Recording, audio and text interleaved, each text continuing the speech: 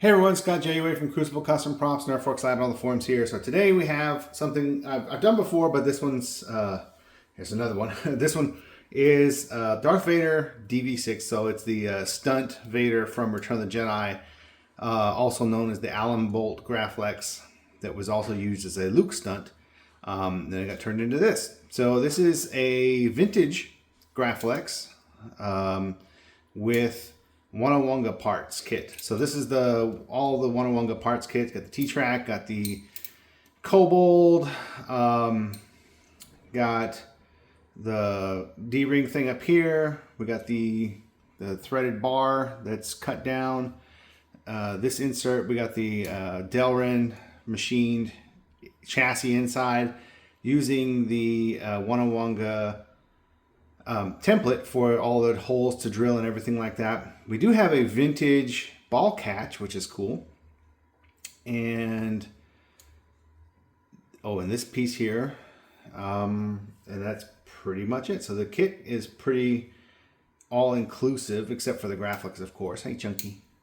You need to have a Graflex, and this one was in fair condition, which is probably actually really good because the original prop was pretty beat up. But we have all the holes drilled as per the blueprints and everything, and the photos reference. This one actually, the last one I did, I don't know if the material has changed, but this didn't seem as flexy. This little control box piece doesn't seem as flexy as the last one I did. This one holds better. It did come with a set of rivets that most people use for ESB, but they were just too big looking. I just used them without really thinking too much. I thought that, and then the owner was like, "Hey man, those rivets don't look right.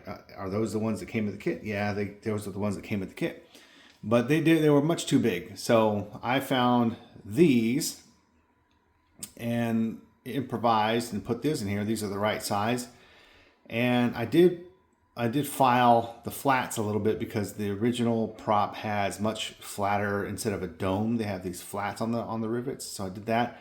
And he did provide two weathered brass base plates, and the shape was correct. So I wasn't paying much attention to the shape, but it was a little bit too big in a couple spots where it needed to, it just was overlapping this lip in the wrong spots in a couple places.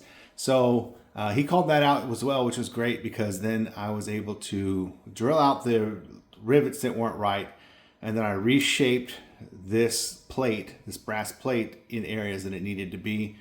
And then I had to reinforce because the holes for those original rivets were big, so I had to reinforce. I used some sheet aluminum on the inside to give a new grabbing spot for these smaller rivets, and that's how that worked out. But now the plate is in the right shape. The rivets look right. This will continue to rust over time. I've added some real rust here, but I basically just took the plating off as best I could, and then added some rust. So it will continue to naturally weather over time. Now this plate here, this brass plate, you can see in the reference pictures that it's painted silver over it. And it's a really rough looking piece, but so they painted it silver. It may not even really be brass. It could be steel for all we know, but it looks brass because you can see a very yellow tinge to a bunch of it. But anyway, this is what we used on this one, brass. I think it looks right, and then some silver paint over it, then weathered down to look more accurate. Now the owner did bring up the point that he thought that it should be more shiny. Now the one very good picture that most people have is a very heavy flash on this, and it might look shiny in some respects, but then another view and other pictures that I have, I'm not sure if they're public or not, that you can tell that it's a matte silver for sure. So that's what I went with. That's what I believe is correct, is a matte silver kind of paint on that plate down there. So here it is. This is the Allen Bolt Vader. I did try to get as many of the scratches and stuff as I could. You got those scratches here. I try not to over exaggerate them because those flash pictures really do exaggerate what you see. And on this one, there is a good shot of the one side where it has those hash marks, looks like teeth from it being held in a vice or something at some point, all the way down the side, and you see a little bit of them here. But those are all there. You have the one original Graflex pin still present.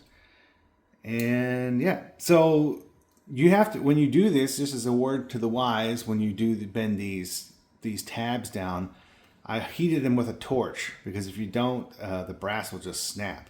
So you heat it with a torch and then bend them down individually, and then that way you can secure the D-ring thing with the screw without it breaking. So that's a tip. And if you're using a vintage ball catch, the original hole up on top is just a bit too far down for it to really work.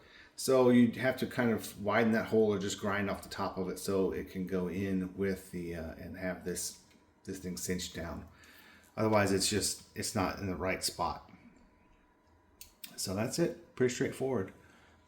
Pretty cool prop. I used to like this prop, and then I got really kind of I didn't like it for some reason for a while, and now having done a couple of them, it's super cool. I really dig it. It's a very cool prop. A lot of weird details and stuff. Goofy, but cool. Cool that you see it on screen. It's used on screen. You can pick it out. Tried to get as many of the scratches and stuff that we have reference of as possible. Filled in these holes. You can see that they're filled in with something, and then they kind of dent down a little bit. But yeah, so here it is. This is the Darth Vader Return of the Jedi with the wanga kit. Thanks for looking. Bye-bye.